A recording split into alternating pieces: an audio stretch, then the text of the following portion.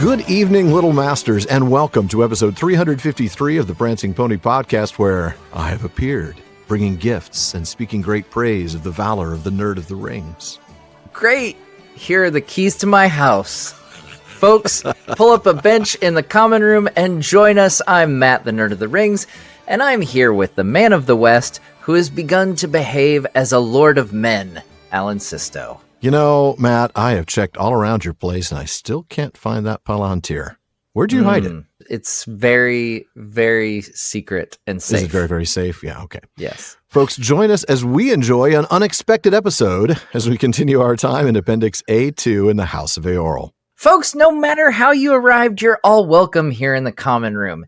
At the Prancing Pony Podcast, we are reading and talking our way through Middle-earth with plenty of speculation and bad jokes along the way. Now, we do love our deep dives into the lore, discussing our favorite themes, and a whole lot more. But we try to keep it light and fun, like a couple friends chatting at the pub, and we're glad you've joined us. And I'm sure you'll be glad you joined as well. But before we get to tonight's chapter discussion, it's time to talk about a little project we commissioned to go along with our podcast episodes in the House of Eorl. You might have heard of it. It's called The War of the Rohirrim.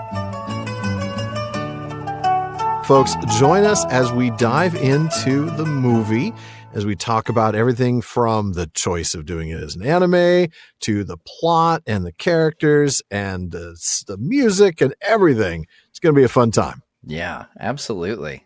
Folks, no matter how you arrived, you're all welcome here in the common room. At the Prancing Pony Podcast, we are reading and talking our way through Middle-earth with plenty of speculation and bad jokes along the way. And though we do love our deep dives into the lore and discussing our favorite themes, tonight isn't about that. We're not going to be talking too much about the books, though we will reference them. We're going to be talking about the movie. Yeah, but of course, no matter if we're talking about books or movies or what have you, we try to keep it light and fun, like a couple friends chatting at the pub, and we're glad you've joined us. And I'm sure you'll be glad you joined as well. But fair warning before we continue, there will be spoilers. If you have not seen the film yet, this is not going to be a spoiler-free review. So you're going to want to go ahead and hit pause and listen to it after you've seen the movie. I'm really curious, you brought up earlier the choice of making this an anime. Yeah. And this is something that you and I don't think have talked about at all. I don't think we have, no. Yeah, your previous experience with anime, I've told my viewers, my experience with anime is very limited. I've seen my kids watch Pokemon and an Avatar The Last Airbender, which I was informed in the comments section is not technically an anime because it's not made in Japan. So right. That's just a cartoon, bro. It's even more limited than I thought it was. Yeah. So I'm pretty new to anime. Yeah. I saw Akira in college, and that was about it. Okay. I mean, I've seen, I think, 2 or 3 Studio Ghibli films. Mm-hmm. I've maybe watched one other, and then a TV show that was an anime, but not a lot. And it's an interesting medium. I certainly don't have anything against it. It can be expressive. It can really convey a story pretty powerfully. Yeah. And I think in this case, it was a really good choice. I liked the visuals in the style that I'm still, even now, and of course I just watched it a few hours ago, I'm still seeing the characters in my mind's eye. Yeah. Very striking. Yeah, there's some interesting things. Oh, a little bit of trivia. I don't know if you knew this, but the 1977 animated Hobbit was made by the studio that would become Studio Ghibli. How crazy is that? Yeah. But yeah, so when it comes to Rohirrim, though, one of the producers, Jason DeMarco, mentioned at New York Comic Con how there were certain things that you could do with animation that you can't do in live action. And I've that's kind of something that stuck with me, and I've kind of, trying on repeat viewing to take notice of such things. I'll have to have repeat viewing before I can take notice. Right. I saw it for the first time today. Yeah. So I think one of those is like when Helm jumps down and punches the snow troll. Yeah. And knocks off his horn and stuff. Yeah, he jumps from pretty far away, know. It's pretty unrealistic, yeah. Which I don't think would fly in a live action, but it works. It would look too Avengers-y. It would look like, a CG superhero thing. Right. And it would kind of take you out of the moment, I think, but it works in animation. Yeah. Yes, absolutely it does. Because the snow troll's huge, Yeah. And even looking at the trolls in Peter Jackson's movies, the live action movies, can you imagine a man, but they're able to make Helm bigger than like a normal man. Yeah, Helm is big. Helm's a big dude. He's a mountain of a man in this movie. He really, really is. And that's the thing, is it conveys that visually in a way that maybe you would have had a hard time live action. I think if we're talking about other scenes that would have been difficult, if not impossible to do live action, is a scene that I actually will have to come across eventually when we talk about this as one of my not so favorite scenes. It was the scene when Hera lures the Oliphant, the Mumak, into the forest where she knows that there's a watcher in the water, and the watcher in the water swallows the guy whole. I mean, that was a little over the top, and I'll get to that's one of my gripey scenes. But I don't think you could do that even with CG. It was sort of surreal. I think that's actually the word I'm looking for. It was surreal. And that is something that anime can do quite well. Yeah, I was on the same page with that. Like that scene it didn't really feel like it needed to be there. No, it felt like it, and we'll get to one of my gripes here in a minute. We'll categorize gripes separately. Let's start about maybe we talking a little bit about the choice of anime. We'll still talk about that until we're done talking about that. And then maybe we'll talk about, let's say, scoring. Then we'll talk about maybe voice acting. And then we can talk about maybe story and plot in terms of lore. And then we can maybe talk about some of our complaints or gripes. Little things. Because I want to be positive first. And most of those other things are all positive. So Yeah. No, I think, like I said, for someone who doesn't have much experience with anime, like I don't get fired up when I hear, when something is coming out and it's like, and it's going to be anime. I'm not one of those people that's like, oh yes. Oh, now I got to see it. Right. In fact, if anything, when I first heard that about this, I was like, really? Yeah. I mean, I wasn't like skeptical in a negative sense. I was just like, well, that's an interesting choice. I don't know. I don't know what to think. Just because there's such a tradition of live action now, obviously those early adaptations were all animated.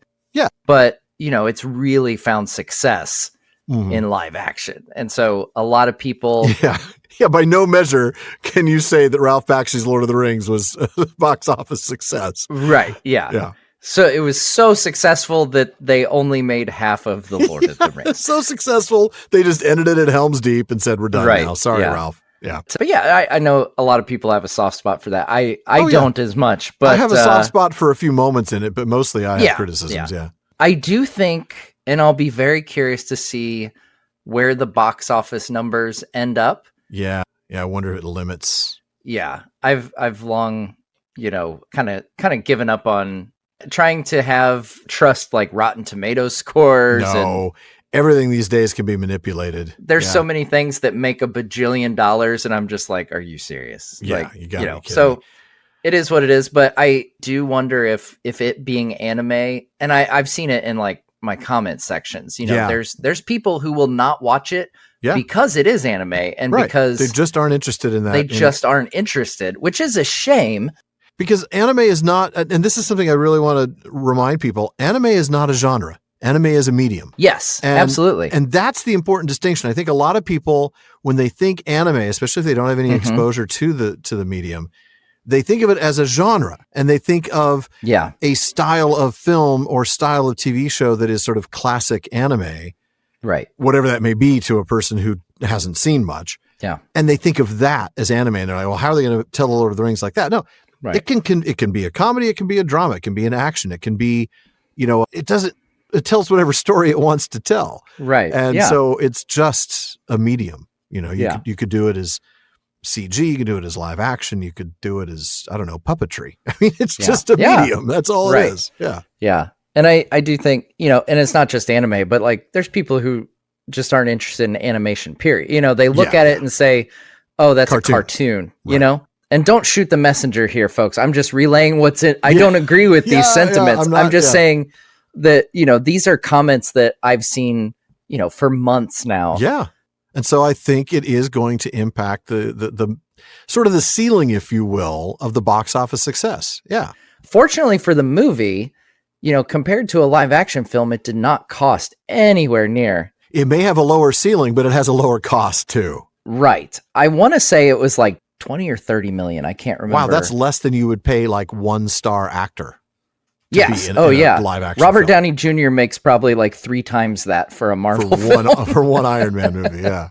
Right. I just looked it up. 30 million. Yeah. Man, that's wild. That's such a small budget for a Hollywood film. But like I feel like it'll get that back. Yeah, easily have a successful box office run. And I honestly think that this could be a film that really gets a lot of viewership on streaming. That's what I'm thinking, is this will have a longer shelf life. Yeah. Like I think this is one of those things where, hopefully those people who don't go see it, and especially the ones who don't go see it because it's anime or because for whatever reason, they didn't even give it a chance. Hopefully it'll come across their feed on their TVs one night. Right. They'll give it a chance at some point. And they'll be like, let's see what this is about. Let's give it a watch. Yeah. If they do, and they start at the beginning, I think they'll be hooked. I think so too. That's actually one of the strong points was the opening. It gets going fast. It does. It gets to the action quickly. It really does. And it gets you interested and invested in the main character, Hera, very quickly. Mm-hmm. I do think that they did something. I noticed it, but they did it well enough that it didn't bother me. They used sort of the nostalgia of the Lord of the Rings film very early to get you invested, to get you hooked. And it was a combination of the score, which was a strong rendition of the Rohan theme, which is one of my favorite themes from the films. Yeah. And I can hear it now with the violins just soaring, and the skyline of Edoras. And those both happen so quickly, and you're just sucked into that very world, even though it's, hundreds of years beforehand. Right. But it sets the stage. It's like, it does. It does a really good job of setting the stage. That music is so iconic. It's like, I would kind of be disappointed if they didn't, I know, introduce us in that way. Like, and it was done well enough that I didn't feel manipulated, though there were a couple of moments later. Yeah. And it's not like, speaking of the score, it's not just a rehash of everything. No. Like they use the themes. Yeah. But there's plenty of new, or, you can tell it's like all kind of from the same world. Like it feels like it's all from the same world, but it's not. Interconsistency of reality. Yes. Yeah. We're not just like, we're at Helm's Deep. Let's play that Helm's Deep music. Yeah. It's like, this guy's kind of bad. Let's throw in the Nazgul music. Like they don't do that, thankfully. When it's used, it's very effective. So did you catch a little bit of the History of the Ring theme at one point? Yes. When was that? Because I did catch it. I didn't remember where it was. And now I'm trying to remember what it was as well. I think it might have been, was it when the orcs, who I believe were voiced by Dominic Monaghan and Billy Boyd? They were. Yeah. When they were talking about the ring, and one of them was like, what does Mordor want with rings? I think it might have been then, but I may be wrong. I can't remember. I'll have to look that one up. This is one I've only seen the movie once. We are recording this on Thursday, the 12th, and I just saw it this afternoon. So I'm going to have to go see it a second time to catch some more things. But so this is more of a first impressions review, I suppose. Did you get a Hammer popcorn bucket? I did not. I don't think my theater had anything like that. Oh, that's a bummer. I did, however, have the theater to myself, which was totally unexpected. Maybe because it was 3:45 on a Thursday. 3:45 on a Thursday is pretty. It was pretty wild because when I went on to get a ticket, I was actually going to go to a bigger theater about 20 minutes north of me that had it in RPX. Well, originally I had it in IMAX. I had a ticket for IMAX. And then I get an email refunding my IMAX. I'm like, what do you mean refunding? Apparently they just decided not to show it in IMAX. So then I went on to buy a ticket in RPX, and every single seat that I clicked on, they were all showing as available, but I'd click on it and hit next, and it would say, that seat's chosen, choose another one. That seat's chosen, choose another one.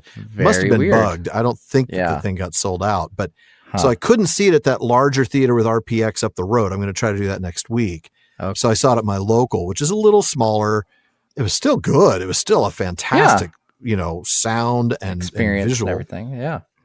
Sound placement was really good. Yeah. The sound design is one of the things that I have been raving about because when I saw it, I was like, I've never heard an animated film sound this good. Yes. I have 4 kids. I've seen a lot of animated films. I have seen a lot of animated films. I've seen every Disney, Pixar, and DreamWorks film that has come out in the last 15 years. Yes. Yes. And none of them, guys, sound as good as this. Fire, the sounds of fire, the sounds of battle, the arrows, the thunder whistling by, of the hooves, like the stampeding of the Mumak. I mean, all of that. It sounds like the live action films. And that's actually where I have one tiny gripe.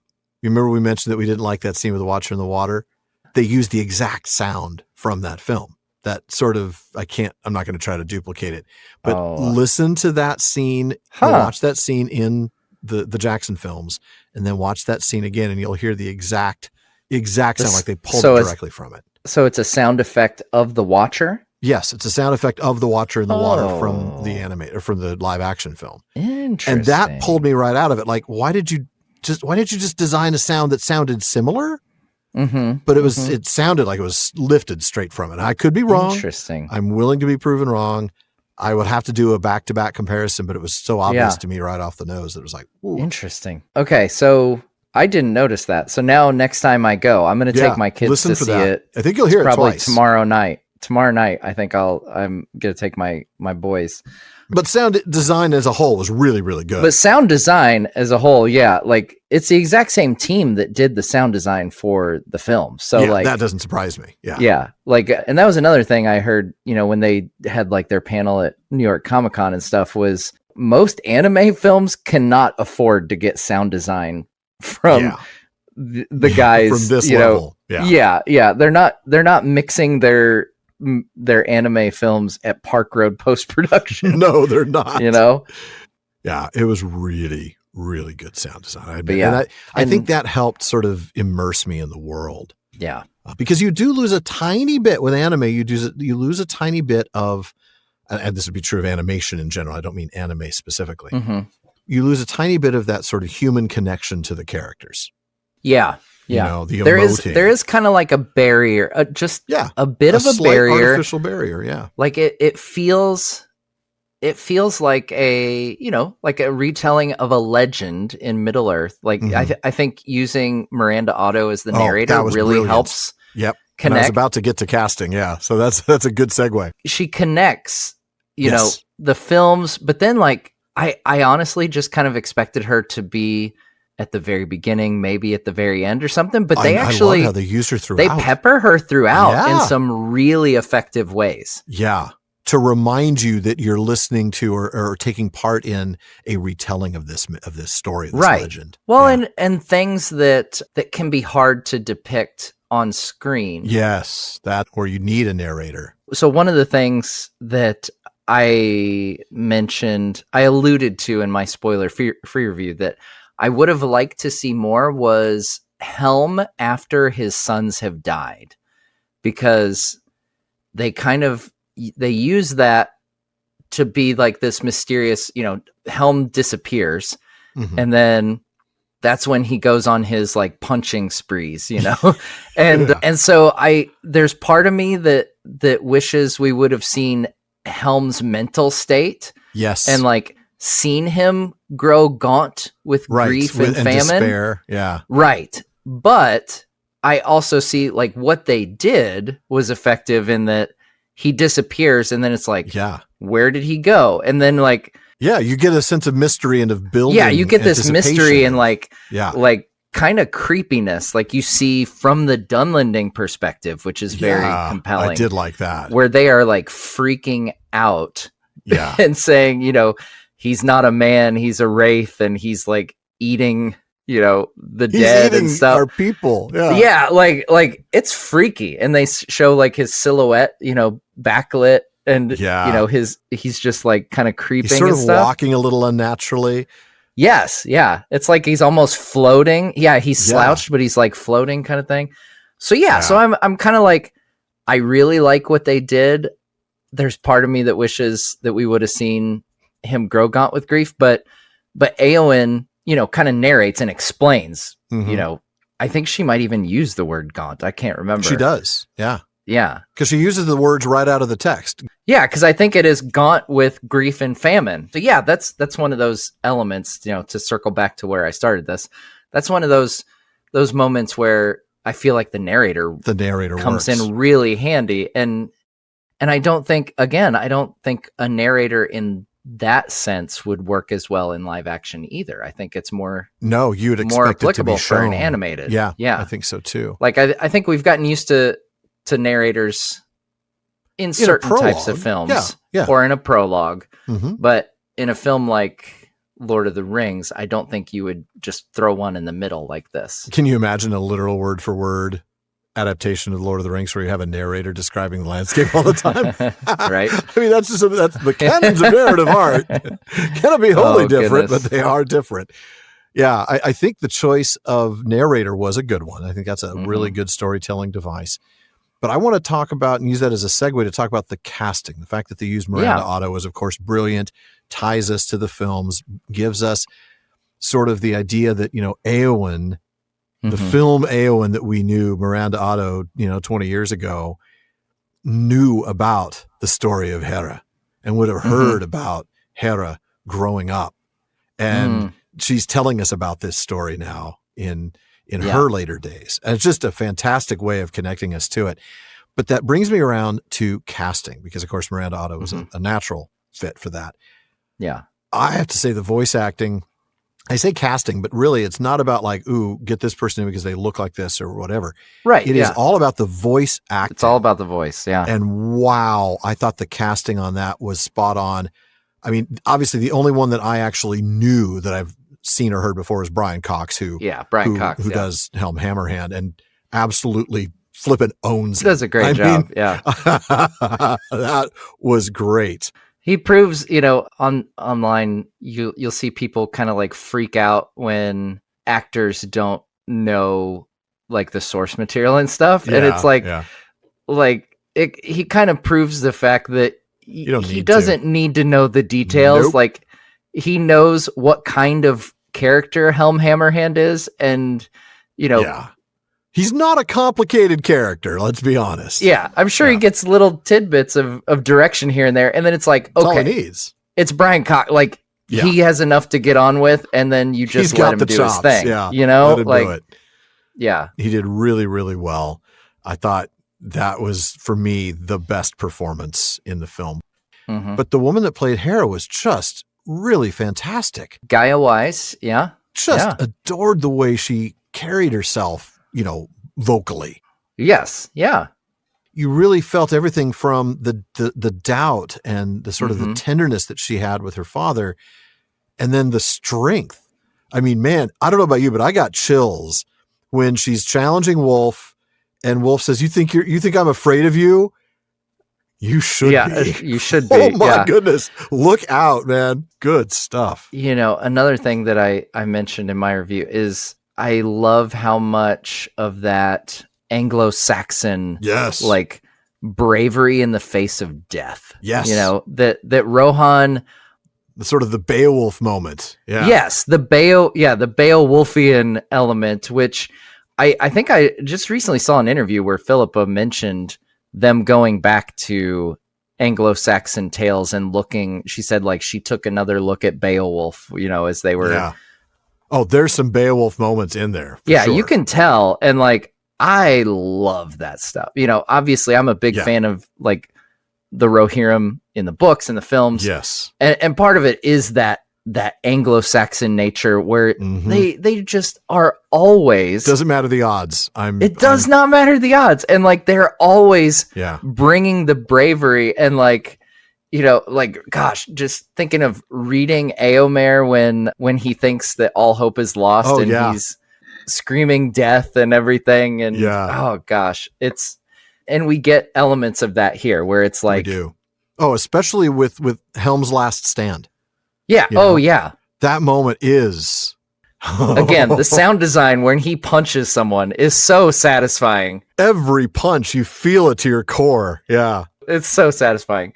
But yeah, and then when Hera faces off against Wolf at the end, and it's like before Freyalof shows up. Yeah. Yeah. which I'm sure we'll get into that because that's a departure from the books. Yes. But before Freylof shows up, it's just her riding out as, you know, and I love the voiceover, you know, recalls the Shield Maiden line where it says, when all the men were gone. All the men were dead. These women defended Rohan when nobody else could. Yeah. Yeah. Yeah. And it's so good. And it's just like, you know, she's just charging into what is essentially her death. And she knows it. She knows full well at that point that she is going to die in order to protect her people, which is such.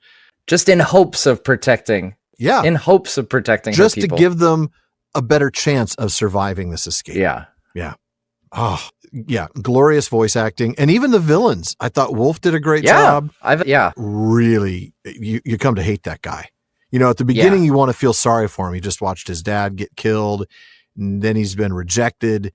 Then he gets, like, the minute that he's got her captured and he pulls that weapon on her, you're like, I'm done being sorry. He like slices her cheek. But just even pulling the blade on her is enough for me, right? Oh, like, yeah. We're done now. I'm not going to feel sorry for you anymore. I would have liked to see a little bit more of Wolf prior to Freka getting killed. Yes. Like, I think that was the one thing I was curious about, because, and we also don't get this in the book. So I'm not like, no, we don't get hardly any of this in the book. Let's be honest, like, right. I'm not saying like, oh, they left this out from the books or anything, because we don't know there either.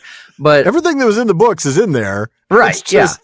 There's a lot of other stuff filling in the blanks. Yeah. Right. So Wolf, I wonder if like maybe a scene with Wolf and his father would have, maybe before they came to see that's what him, I was thinking. Right? Yeah. I mean, we get the flashback when he's young, when he's a kid, and he and Hera are playing, and that's great. Freka's not even in that scene though. But right. And that's the thing. I still want to see Wolf as a young man, as like, you know, I want to see a little bit more about him. I think that would have been great to see more of that villain arc. Yeah. I was just curious, like, what's their relationship like? Because Freka doesn't seem like Dad of the Year material. No, he doesn't, does he? But Wolf is pretty upset. So it's like, did they have a pretty decent relationship? It's believable that he would get mad. I don't think it's unbelievable or anything. And he already feels sort of on the outs. Remember, he does mention something about, you know, how he's always been, you know, mocked for his half-done lending blood.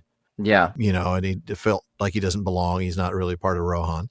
It would have been nice to see some of that, to understand a little bit more. I think so.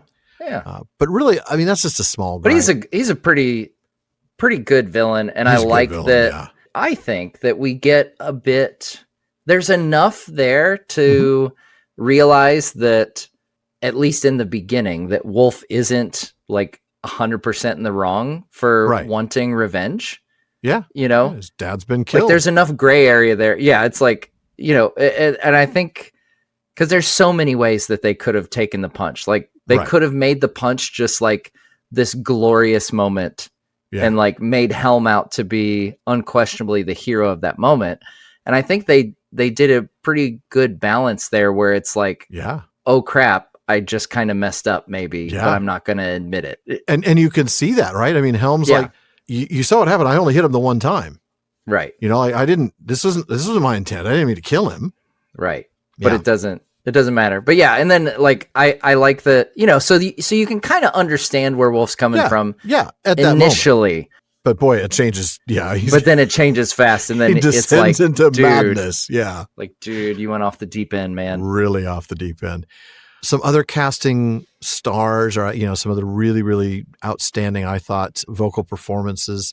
The woman that played her handmaid, what was her character's name? Olwen, yeah. Olwen. So she was actually played by Andy Serkis's wife, Lorraine Ashbourne. Huh. Yeah. I had no idea. Yeah. She did a fantastic job. I really liked her character. I sort of saw her as actually one of the Shield maidens, you know, and when Hera said they're not all gone, I'm thinking of her. Yeah, that's what I was thinking too. She takes charge, man. Yeah. I also like, you know, speaking of Shield maidens, I like that the concept of Shield maidens is vague. Yes. Like, they didn't try to over explain and like lay it all out there. They left it vague as it is in Tolkien. Right. You know, we know that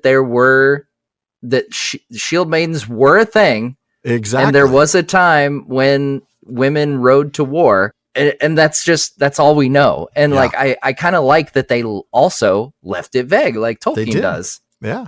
And the response about it, those were darker times, that the eventual traitor ends up, he's the one who says, oh, but those were darker times, and we don't need to do that. That really was the implication in the text, that this was, it was a very desperate time when the women rode off to combat. Yeah. But which, spoiler alert, this becomes a pretty desperate time. Very dark time very quickly. Yeah. When you got 3 large Mumakil coming your way. Yeah. That's the thing where, like, the folks that complain about Hera fighting, like, oh my goodness, it's a pretty desperate situation, guys. I'm pretty sure this constitutes a all hands on deck kind of situation here. It really does. And you've hit on something that's really annoyed me in niches of the fandom coming into this film. And it's this complaint about Hera being a main character. Oh, Tolkien didn't even give her a name. Why is she important? You know what? Stop with that. Stop with that utter nonsense. Yeah. There were a lot of things that Tolkien didn't explain or tell us full stories about. That doesn't mean that they're not worth exploring. Exactly. Yeah. Exactly. And Hera is absolutely consistent with the women that Tolkien has written. Yeah. She is 100% consistent. Especially the Rohirrim ones. Exactly. Yeah. She's consistent with Eowyn, number one.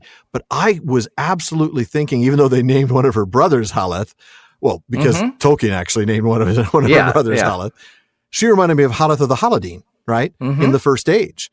Totally. Yeah. Like leading her people and, not being pledged to any man. And I just really loved it. It was, I thought it was solid. And I just don't get this immediate sort of, I don't know. Kind of like a knee-jerk reaction. Like, yes. Yeah. Like a visceral reaction to, like, oh, okay, it's a woman. Right. Yeah. It's like, dude, get out your basement, man. I've had so many people comment on my review that say things that are like, this movie does blah, blah, blah. And I'm like, you have clearly not watched the movie. Like, you're just parroting people's, like, fears, I guess, whatever. These are the same people who didn't want, Rey in the Star Wars films because she's a girl. Right. These are the same people. And we can still criticize those films. Right. That's a different story. Believe me. I'll criticize the sequels. Yeah. Yeah. But, this idea that we can't have, a female character be a warrior is just absurd. It is. Anybody who says that has clearly not read Tolkien. Especially in the situation that we're dealing with. Like, well, and the culture we're dealing with, the Rohirrim. Yes. The Rohirrim, like, I recently did a video on warrior women in Tolkien. Oh man, that's awesome. And the Rohirrim and the Eotheod have, like, it is said that, they're remembered in songs, that of people who remember the North, which is when they were the Eotheod. And so that's even beyond the references that we get to the Shield Maidens of Rohan. Yeah. It goes back to before Cirion and Eorl. Right. Yeah. Well, heck, and even in, we were talking about just a minute ago with the writers, the fact that there were women in the North that were remembered in these songs. Not that long ago when we were doing the stuff on the slave revolt, if you remember correctly. The Easterlings, their women fought too. Yeah. So it's not this crazy idea. Yeah. No. Sorry, that's a bit of a tangent for you folks. I know, but it feels like one we had to touch on because. Yeah, it's just because there's just been a lot of noise about that. Yeah. But that's the thing. It's a lot of noise from a very small amount of vocal people. I don't think it's a large portion of the fandom. I think Hera is handled really well. Like, really well. Because there were, and I'll say, not everybody who had reservations about Hera being the main character falls into that category. I think that's important to say. Like, there is a genuine, or at least, there was, I think, in my mind, a genuine concern that, okay, you're expanding what is a semi-original character, essentially, because it's just a mentioned character with no name, and you're, like, creating this person as the main character. So there is a natural concern, like, oh, are you going to push the canon characters to the side in order to focus on this person? But the thing is that they didn't push the other characters to the side. Helm does all the things. Yeah. All the things that he's supposed to do. Yep. 100%. And more.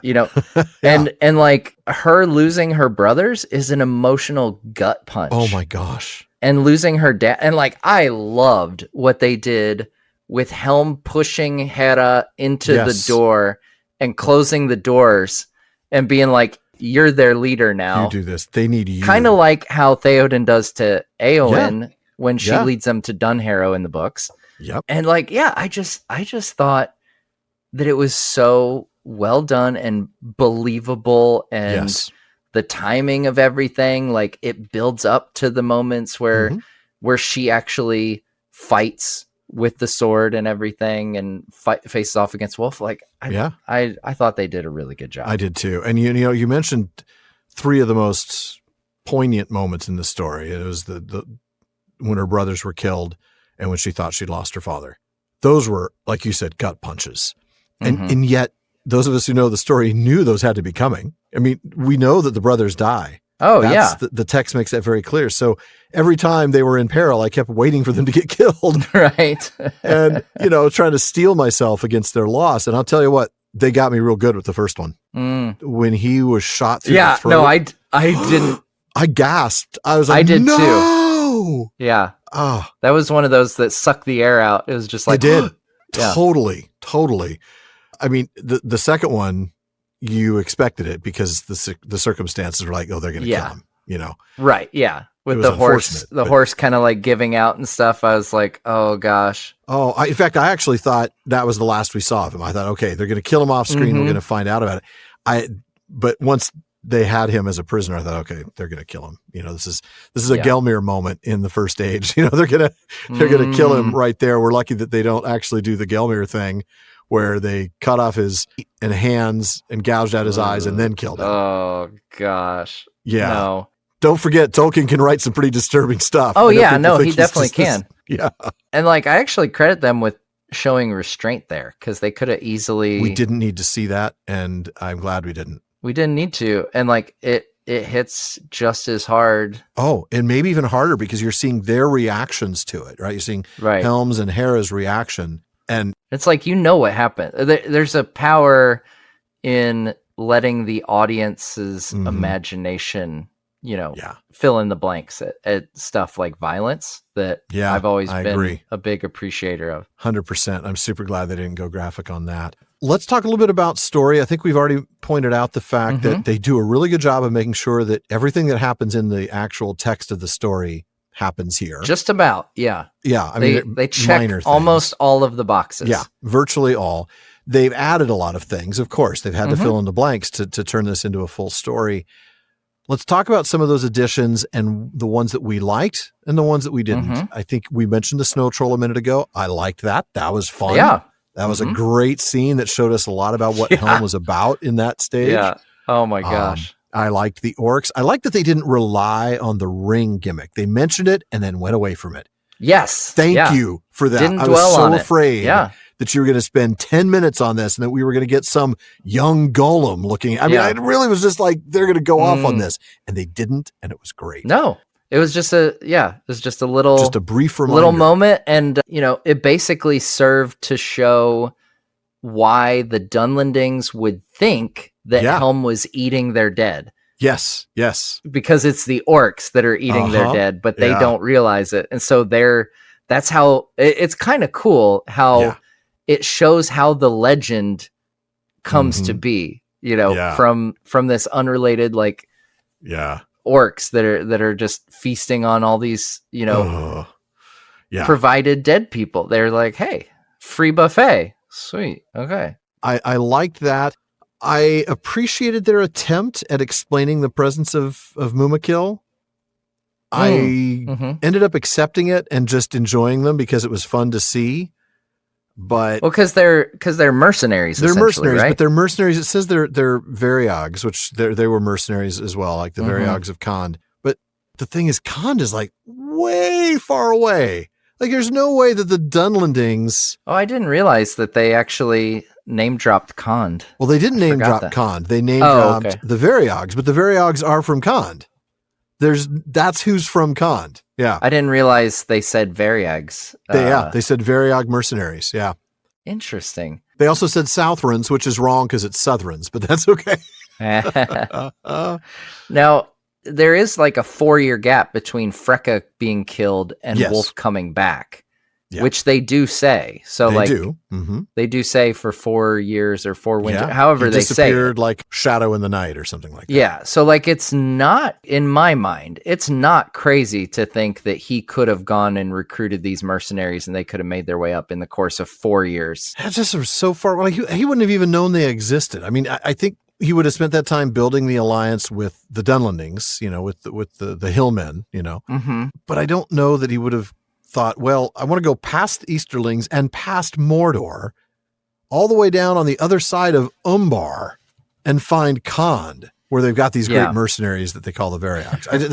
I struggled with that. I wonder, because my assumption, because we know that Corsairs, like in the books, the Corsairs are attacking the coast of Gondor. Correct. All the way up to the mouths of the Isen, which is to the west of the West March. Right. So which is they where could conceivably Wolf have been is allied based. with Wolf. Yeah. Right. Well, and it says that they allied with Wolf, like in the text. It says Which is why it was interesting when they said the Variog mercenaries. I was like, right. what? I would have thought, I thought for sure they were going to say the Corsairs, maybe Haradrim. But yeah, so my thought was always like, oh, that's how the Mumakil will get there, is because of the Corsairs. And that would have made a little sense, except that also then you have the issue of, would they have been transported by boat? That would have been hard to do. Okay, so I know it's done. I know it was done historically. Yes, because Kelly Rice and I looked this up and discovered that, Caesar at one point transported them by boat. So could be doable. It's possible. These are bigger than normal elephants, though. Can we be clear? The Mumakil are bigger even than like our I said, elephants. 4 years is a lot of time. It is a lot of time. I ended up letting it go because the way they incorporated them in the story was good. I mean, let's be honest. It was a really intense moment with the battles with the Mumakil. It's one of those situations where, like, I don't know. I'll forgive something in a movie if it's really cool. Exactly. And that's kind of what I did. Same with her climbing the mountain with her ice axes. And, does she really have that kind of mountaineering experience as the princess of Rohan as she's climbing ice mountains? I don't know. But whatever. I let that go because it was cool. But the thing I mentioned on earlier that I didn't really let go because it wasn't cool was the Watcher in the Water. Mm-hmm. I didn't like that scene at all. Yeah. Like you said, I don't think it added anything. She just could have escaped the Mumak in the forest and then been captured. We didn't need to have the Watcher. And I feel like sometimes they were doing those as callbacks and falling into that prequel trap of like, let's make sure we use this thing that's in the movie that we're referencing. I heard that like part of the tradition of like anime is to have like monster versus monster stuff. That's I guess actually that makes sense. A Mumik versus a Watcher is kind of playing into that trope. Yeah. I don't know. It's such an odd thing. Like of all the things to kind of reference, like the Watcher is kind of an odd one. It was an odd one. When she said, doesn't she know what creatures are in that forest? I thought, are we going to see Ents? Right. I literally thought we were going to see an Ent take down a Mumak, not a Watcher. Yeah, because I wasn't sure like what forest, and I'm still curious what forest that was. Yeah. That's the thing. I almost wonder whether it was one of the forests along the White Mountains. A lot of those forests, might not even be around by the time we get to the War of the Ring. I don't know. That was an odd part of the story, I admit. Now, what did you think about, so the ending is tweaked. Mm-hmm. It's, a little different in the book. So yeah, in the books, for those who aren't familiar, Freylof marches from Dunharrow, surprise attack on Edoras, where Wolf is, where he kills Wolf. Yeah. In the film, which I kind of liked Helm's armor being delivered to Freylof. I did like Helm's armor, and I liked, because of the power of the legend, I liked what that did to the Dunlendings. I did like that. Crap, he's back. Right, where they're like, wait, that guy who just died is back. Like, that was really good. That was cool. But that also called us back to the moment in the films where Éomer leads the charge of horses and Gandalf down the slope. Right. It's another one of those I don't know. I let that one go again because it was well done, but and I appreciate too that they're not one for wanting these, like, yeah, and yeah, maybe it's not a big enough difference for some people, but the fact that this is turned into a night scene and like with the moon rising behind them instead of the sun. Yeah. Right. And like the mood of it is different. It's not, you know, cause I felt that eeriness and I felt like it was, you know, playing into that dread of the Dunlendings rather than like the more eucatastrophe of Éomer and Gandalf, maybe. Yeah. Or can I just give a shout out to Erkin Brand? Poor guy never makes any adaptations. Erkin Brand. It's actually Erkin Brand who does it in the books. It is in the books. Yeah, no, you're right. The tweaking of that, it made sense. It would have been a little anticlimactic to have Freyalaf come and take him at Edoras. I felt like they obviously wanted the battle and the movie to center around the Hornburg, or Helm's Deep, as it would come to be called. So I actually was perfectly fine with that part of the ending. And I was surprisingly okay, and actually I kind of wept a little bit with Saruman being presented to Freyalf, you know, the new resident at Isengard. Yeah. Because, of course, I knew what Philippa Boyens had said, that we're using dialogue that was actually spoken. It's not AI generated. This is actually a recording of Christopher Lee as Saruman. Because they still have all that ADR. All that stuff that was on the cutting room floor, exactly. And that was really cool. And that was good. Yeah. It really fits does. Because that is in the text. Freyalf welcomes. It would have been nice to maybe see the steward of Gondor at the time, who was, I believe, was that under Boromir's stewardship? Not Boromir, son of Denethor. Well, yes, Boromir, son of Denethor, but Boromir the First, son of Denethor the First. I think it might have been. I think it might have been. But yeah. I think it could have been done just as effectively, like without using Christopher Lee's audio. Like, okay, before people start yelling at me for being like heartless and stuff, I'm just saying, like, I think they could have done it with a montage and then, or the voiceover or whatever, and not had to like put his audio in there. But I'm not a heartless person. Of course, I loved hearing Christopher Lee's voice coming out of Saruman. And I'm glad that they exercised a level of discernment and limited it to a single line. Yeah. You know, where they didn't overdo it and chop a bunch of stuff up, you know, because there is, you know, like we were talking about the voice acting earlier, there's a performance element to it. And I think you can do something and pay homage and have a really touching tribute to Christopher Lee. But, you know, if you would have tried to put together 4 lines or something, then you're kind of like, you would have been, you could have gone too far, and they didn't go too far. But I think they hit the right amount, you know. They did hit the right amount. And by the way, I have a quick correction. It was a B, but it was not Boromir. Boromir, of course, was actually the father of Kirion, so it was a long time before. Oh. It was Baron that was the steward. I knew it was another famous name. Another famous name, right. Yeah. But it was Baron that was the steward of Gondor at the time. It would have been nice to see, you know, Gondor represented, but I get it. It was a movie about Rohan, so we don't need to see it. Yeah. No, we didn't. Yeah, I think really, The Watcher's the only scene that made me like, oh, I really don't. This scene did nothing and sort of took me out of it. That's really about it. I don't have any other major gripes, but I did feel like a few times they went to the well of either exact camera angles or very, very similar camera angles or exact dialogue when Hera and her brothers and her handmaiden were out there, and before they encountered the Mumak, they found the dead Southron there and the crows, and she says, Crebine from Dunland. I'm just like, that took me right out and sent me right back to the films. Yeah. And it's like, they're Crebine from Dunland, but can you say it differently? Can you deliver the line differently than they did in the films 20 plus years ago? Right. Sometimes and it's tough because I feel for the filmmakers in this, because they do want to tap into right. There's a balance. Yeah, exactly. That nostalgic feeling for these films, right. And to pay homage, like you said, but not to ape or to pull too hard. And that's such a subjective line. Like, how much is too much? Right. For me, Crebine from Dunland was too much. And for me, the sounds of the Watcher in the water and that top down angle of watching the Watcher's mouth open up which was also, just an exact camera angle from the Right. Jackson films. Those are the ones that were for me a little bit too much. Yeah.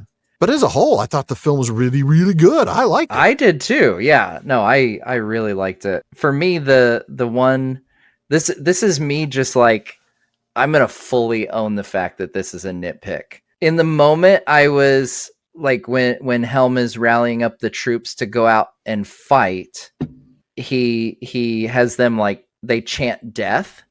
Oh, yeah. And that's such a synonymous with like Theoden and that situation. On the Pelennor. I was like, I don't know that it doesn't carry the same gravitas as when Theoden does it, because this is Helm.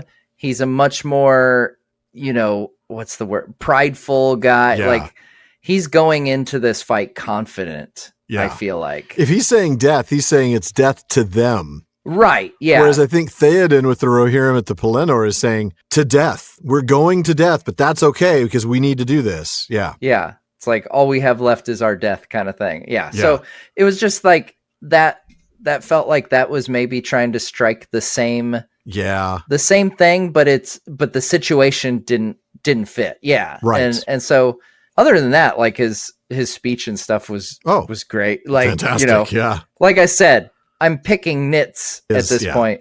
But it's fair. I mean, those are the challenges that a filmmaker has when they're working in an established universe and telling a story that, the story itself may not have been told before, but the stories connected to that story have been told before. Yeah. Yeah. Man, I've been excited for this film since it was announced. Mm-hmm. Even when, like I said, not being a big anime guy, I was like, I think there's potential there. Like I knew there was potential in the story. Oh yeah. And I was what like, a great story. I feel like in anime form, like I feel like I could still really like it, even though I'm not an anime guy. Yeah. And so my hype levels just kind of steadily built for this one, because I've never along the way really come across anything that made that stumble. Like I've just been, kind of consistently looking forward to this movie. And so to go in and just see a movie that I feel like has a lot of common sense when it comes to telling a Tolkien story. Yeah. And like pulling from the right things. And like, obviously we have little gripes here and there, things that we would have done differently, but pulling from different elements of the Rohan lore, pulling from things from Anglo-Saxon, culture and writings, like stuff that is just core Rohan and stuff that inspired Tolkien himself. Right. I feel like this movie is a win. Yes, it is. How does it feel you mentioned the hype and how it been steadily building. How does it feel to not be disappointed? It feels great. Like, like I think the way I put it in my spoiler-free review was, it just feels good. Like after watching the movie, like I don't just feel like, oh yeah, I'm optimistic for the future. Like, no, I have like a measure of confidence in the future. Like these are the same people who are going to be doing Hunt for Gollum and stuff. And they've shown a sensibility here and just solid storytelling. It's just solid. Thing. Yeah. So if I were to rank this, let's wrap this up and let's do like an overall rating. Right? Yeah. I'm not going to give it a 10. This isn't the best movie ever, but it's a really solid movie. I think I'm giving this an 8 maybe out of 10. Feel about fair to you? It's funny because I gave it an 8 out of 10 in my spoiler-free review. Yeah, I was thinking between 7.5 to 8, but 8 feels good. Yeah, it's the only one I've done so far is my spoiler-free one. I haven't done a full spoiler review. And like I said, on repeat viewing, I might tweak the score a little bit, but I feel I went with 8 because I was like, I'm not going lower than this. Yeah, I might have gone 7.5, but I felt like an 8 was more fair. It's justified. Like for me, and I know we score things different. Like I've said before, like I know that I have more affinity for An Unexpected Journey in particular. I have a lot of affinity for The Unexpected Journey, the first half of it. I know you've said like your minute limit or whatever. It's the rest of it's not bad though. I mean, that's the thing. Like if the first half of Unexpected Journey is a 7.5 or an 8, and the second half is like a 6.5. Those are both much, much, much better scores than they're going to get with Desolation of Smaug or Battle of the Five Armies. Right. Yeah. See, but I even think those scores are low. I think the beginning of Unexpected Journey is delightful, but we're not here to debate that. No, we're not going to talk about Hobbit films. But yes, so yeah, I think I went with 8 because I was like, I will give this a solid, enthusiastic 8 out of 10. Yes. And not second guess it whatsoever. Like I think I agree. Like it feels good to have the confidence, in my score too, to be like, nope, I'm going to defend this. I'm going with that thing. It's like, you mentioned Unexpected Journey. And again, I'm not trying to dwell on that. I will watch an Unexpected Journey again every now and then. I don't watch the other two. I haven't watched Desolation of Smaug or Battle of the Five Armies. I've watched them once after the extended editions came out to watch the extended edition, but those aren't good enough movies for me to watch a second time. So I don't, but I do watch Unexpected Journey every once in a while. I'm going to watch this movie again. I'm going to go see it in the theaters again, which I can't say about any of the Hobbit movies. Yeah. And I can't say about any movie really since The Lord of the Rings. I'm trying to think if there's been a movie that I've seen more than once in the movie theater since Lord of the Rings. Man. I don't think so. Yeah. Now that you say that, I don't know if I don't know have either. I was trying to think if maybe like episode 7 of like the new Star Wars movies. Maybe. I don't know. I'm trying to remember. I don't know. I think even that one I only saw once. And like, that was one where I was like, oh, this is actually pretty good. Yeah. There's not a lot of movies that I've seen twice in a theater anyway. It takes a lot to get me, get me excited enough to go to a movie theater, let alone go twice. Yeah. But this one I will go see again. And I've got to track it down in RPX now because I did not get to see it in the RPX format, which is the, superior sound and, all of that, just incredible technology behind it. But IMAX would be even better if I could find a show on an IMAX, but I'll take RPX. Yeah. I'm definitely going to see it again. I think definitely, for me, this is just a film thing that I feel like in general is like, go to the theater that you have that has the best sound. Yes. The sound is what makes this film. Because it's like, a bigger screen is always fun and stuff, but that's just my general cinema advice. I'm with you on that 100% because if I can't see everything because it's too big, that doesn't help me. No, but like great sound, as long as it's a decent screen and they're not like their projectors aren't crap. Like if it's a quality screen and quality projector, but they have really good sound, like that's going to immerse you way more than just having a big screen. That's my audio video side tangent, soapbox moment. I'm with you because we have a similar background in that. Yeah. Yeah. I agree. All right. Well, let's go ahead and get into the episode.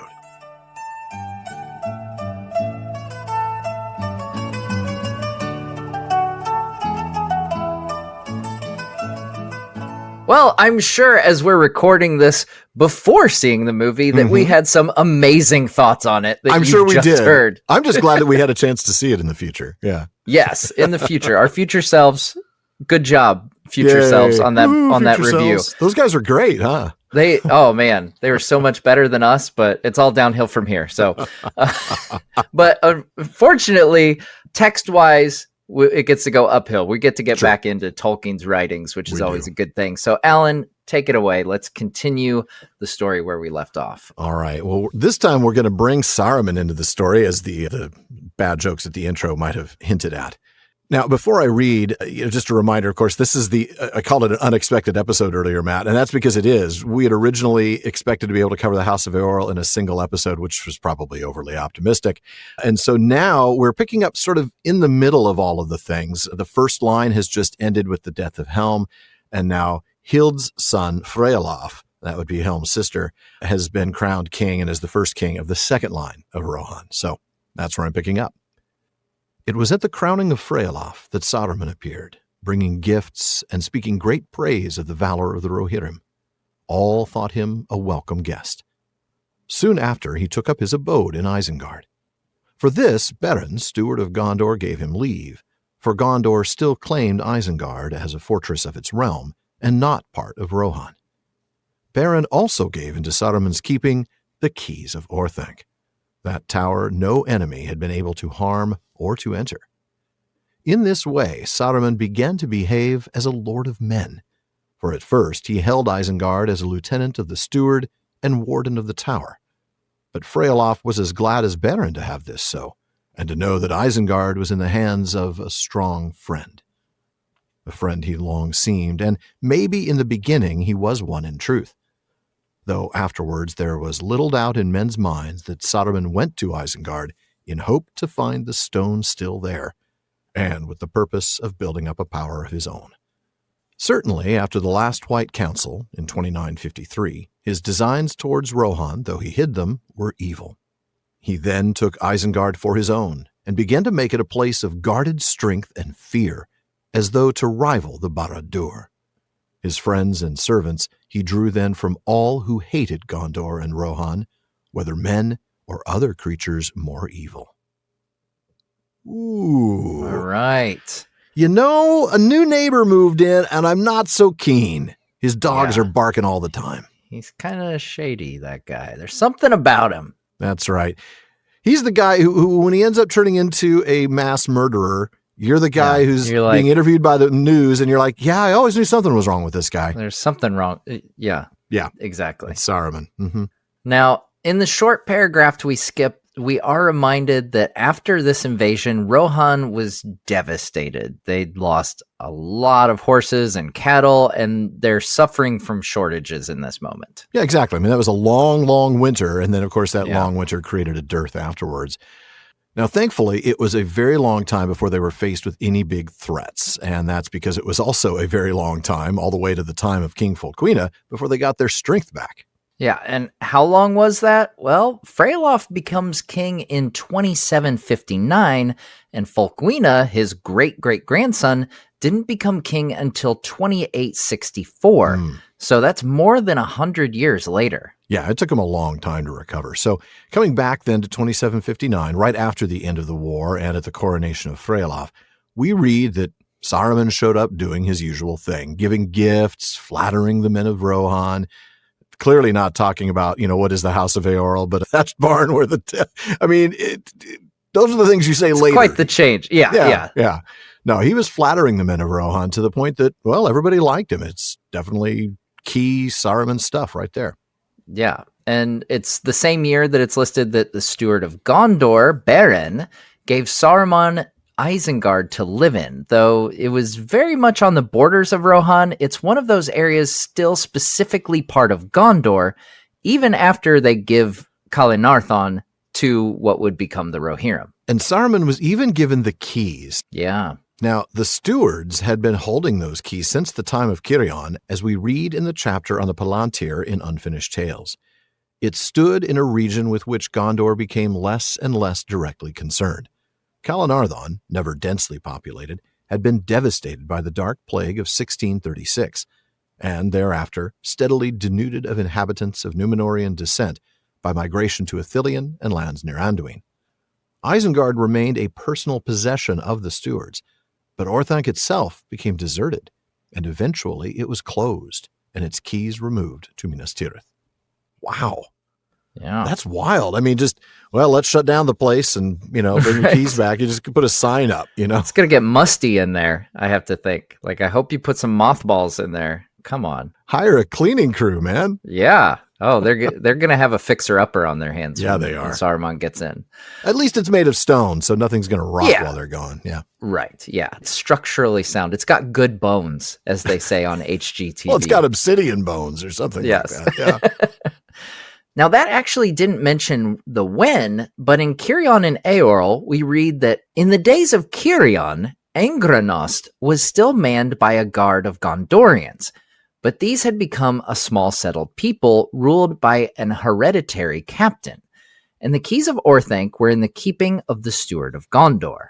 Yeah, so once in control of Isengard and Orthanc, Saruman did the next Saruman thing, bossing people around. I mean, it's just as comes naturally as anything else. Yeah. Now, initially, he had the authority of the steward and the support of Freyolf, as he seemed to be a friend to Gondor and Rohan. Yeah, and the text is gloriously vague here. Mm-hmm. Maybe in the beginning he was one in truth. But we know that he went there looking for the Palantir and to build up power. Right. So yeah, he's kind of got some shady things going on. Maybe he was a little friendly, but it's Saruman. He's looking out for Saruman. He's always looking out for number one. That's right. Less than 200 years later, in 2953, his intentions toward Rohan were definitely evil, even if he'd managed to keep them hidden. That's right. Now, remember that we read when looking at the line of the stewards in Gondor that when Turgon died, Saruman took Isengard for his own and fortified it. Well, that was 2953, and that's 2 years after Sauron began rebuilding Barad-dûr and declared himself openly. And according to the Tale of Years, it was less than 50 years later, in Third Age 3000, when Saruman dares to use the Palantir of Orthanc, but becomes ensnared by Sauron, who has the Ithil Stone. He becomes a traitor to the council. Now, we're going to take a deeper look at his use of the Palantir and how he planned it from the beginning by looking at the chapter on the Palantiri and Unfinished Tales in the postscript for this episode. For now, though, let's take a quick break and come back to talk about the lines of the Kings of the Mark.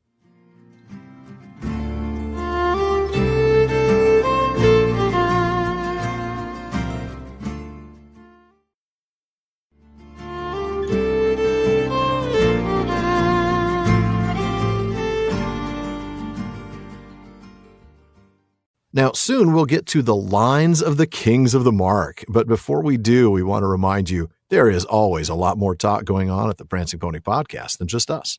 The PPP has an amazing listener community. They're always coming up with great questions and discussions across all our social media spaces. Check out our common room on Facebook, our dedicated subreddit, Twitter, and more. On Facebook, just look for the Prancing Pony Podcast. Follow the page to get the news, but please join the group to get involved in some great discussions. Or if you prefer Reddit, find us there at r/PrancingPonyPod. On Twitter and Instagram, we're simply at PrancingPonyPod. And if you want some daily Tolkien content, and really, I mean, come on, who doesn't? Check out today's Tolkien Times on YouTube and all your favorite podcast apps. It's my short format daily show with everything from Middle-earth Map Monday to First Stage Fridays. Be sure to check it out at youtube.com/@TolkienTimes and follow @TolkienTimes on all your social media. For now, though, we're going to get right back into the reading, and we're going to talk about the line of the kings. First line, 2485 to 2545. Eorl the Young. He was so named because he succeeded his father in youth and remained yellow-haired and ruddy to the end of his days. These were shortened by a renewed attack of the Easterlings. Eorl fell in battle in the Wold, and the first mound was raised. Felaroff was laid there also. 2512 to 2570. Brego.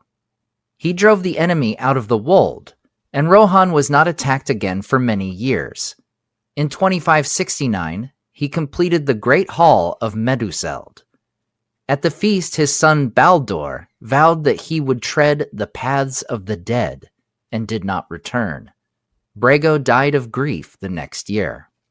2544 to 2645. Aldor the Old. He was Brego's second son. He became known as the Old since he lived to a great age, and was king for 75 years. In his time, the Rohirrim increased, and drove out or subdued the last of the Dunlandish people that lingered east of Isen. Harrowdale and other mountain valleys were settled. Of the next three kings little is said, for Rohan had peace and prospered in their time. 2570 to 2659. Freya. Eldest son but fourth child of Aldor. He was already old when he became king. 2594 to 2680. Freywina. 2619 to 2699. Goldwina. 2644 to 2718. Deor. In his time, the Dunlandings raided often over the Isen. In 2710, they occupied the deserted ring of Isengard and could not be dislodged. 2668 to 2741. Graham. 2691 to 2759. Helm Hammerhand. At the end of his reign, Rohan suffered great loss by invasion and the long winter. Helm and his sons Haleth and Hama perished. Freyalof, Helm's sister's son, became king. Thank you, Matt. That's a great list of kings. I love that. And that's, of course, just the first line. Now, Eorl the Young, of course, we already spent a lot of time talking about Eorl, and we're going to spend even more time when we get to Cirion and Eorl. But this is where we get mention of the fact that he died in battle against the Easterlings in 2545 at the age of 60. And while I'm going to guess that the Eotheod, that is who they were before they were the Rohirrim, and maybe even the Northmen before them, buried their lords in mounds, this is where the first mound is raised in Rohan. Yeah, and his mound is bigger than the others, as Felaroff is there too, or at least I assume that's the case. Well, yeah, I mean, putting a horse in the mound is going to make it a pretty big mound. Never really thought of that before, but that's a good point. It's a huge mound in comparison. Yeah. But of course, we don't read anything about any of the other horses being buried with their lords. I mean, that's true. Snowmane, special... there's a whole separate place for Snowmane on the Pelennor because his body remained there. Yeah, that's right. Now, Eorl's son and the second king of Rohan was Brego. Just a quick insert here. That's Old English for chief, leader, king, or lord. And get used to that. I'm going to interrupt Matt a lot when it's his time to give you a little input on the Old English version of the name. Yeah, and also fun fact, Brego is the name of Aragorn's horse in the films. In the films, that's right. Yeah, and he was named after this king of Rohan. Yes, he was. Now, he finished the job that his father died doing and drove the Easterlings out of the wold, giving peace to Rohan for a long time. And he also moved the capital of Rohan from Aldburg, where Eorl set up shop, to Edoras. And that's where he built the Great Hall of Meduseld in 2569. It's time for a quick sidebar on a source of inspiration for Meduseld, the Golden Hall of King Hrothgar in Beowulf, Heorot. First, the word Meduseld, an Old English word meaning mead house, house in which feasting takes place, comes straight out of Beowulf, line 3065. That's right. And then the line that Legolas says of Meduseld in the book as they approach, the light of it shines far over the land, is itself, according to Tom Shippey in The Road to Middle-earth, a direct translation of line 311 in Beowulf, Lixta Soleoma overlanda fela. I love hearing Old English spoken. I know, I do too. I really want to learn it, but I really want to learn how to pronounce it because I have no idea. Now, not being Old English scholars ourselves, we'll have to take his word on that. We will. But it's not the only comparison of the Hall of the Lords of the Mark and more similarities to Beowulf, thanks this time to Hammond and Skull and their Reader's Companion. While no such great hall survives from the Anglo-Saxon period, literature and archaeology indicate that it once existed. That's right. And they continue, Tolkien seems to have used such fragmentary evidence to imagine the interior of Meduseld. In Beowulf, Hrothgar's great feast hall, Heorot, is described as having a fagana floor, colored, variegated floor, and on special occasions, goldfag sheen on web after wagum. Gold color shown in the woven wall hangings.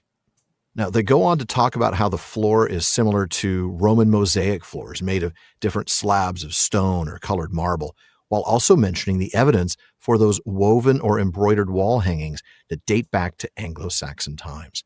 Now, for even more connections between Rohan and Anglo-Saxon language and culture, go back 4 seasons to season 5 of the PPP and episode 204, where Sean and I talked at length about Meduseld, and likely with better Old English pronunciations because it was Sean reading the Old English. That was a fun sidebar, but let's get back to the main story now. All right. His son Baldur, who discovered the paths of the dead along with his father, vowed to pass the Dark Door when Meduseld was inaugurated. When he did, a year later, he never returned and Brego died of grief. Now, thankfully for Rohan, Brego had another son, Aldor, and that's Old English for chief, prince, or elder or parent. I'm sure there is an old joke here somewhere, and I am sure that somewhere along the lines I'm going to be called Aldor. But Aldor lived to be 101, and he ruled as king for 75 years. Come on, man. We need to introduce term limits in Rohan, except that it was overseeing a time of growth for the Rohirrim, so it was all good. That's a long time to be king, man. It is. That's like thinking of Lion King, guys. I just can't wait to be king. He's like, I just can't wait to retire. Right? Yeah, I think I would have retired. I would have been like, you know what? Next up. Yeah, I'm exactly. done. I'm done. I'm going to pull a Númenorian and hand the scepter off to somebody Right? else. Enjoy a few years. Yeah. Now, while his father Brego had defeated the Easterlings in the Wold, it was Aldor's job to clean up what was left of the Dunlendings east of Isen. Mm-hmm. Now, the next three kings have nothing said about them, but the first is Freya. Yeah, now that's Old English for lord or master. And because his father, Aldor the Old, lived so long, Freya was already 75 when he became king. Sitting around doing nothing. I'm waiting for my job. Just doing a little on-the-job training. I'm interning. What are you doing? I'm interning for the king. Like, you're in your 60s, man. Yeah, it's going to be a while. Past retirement. So it's not much of a surprise that he ended up ruling for only 14 years. Now his son, Freowina, which is Old English for dear or beloved lord, came after him and ruled for 21 years. He was 65 when he came to the throne, but to kind of put this into perspective, he was 51 when his grandfather Aldor died. So wild. So wild. Now, Freowina's son and the next of the kings was Goldwina, which is Old English for generous and kindly prince.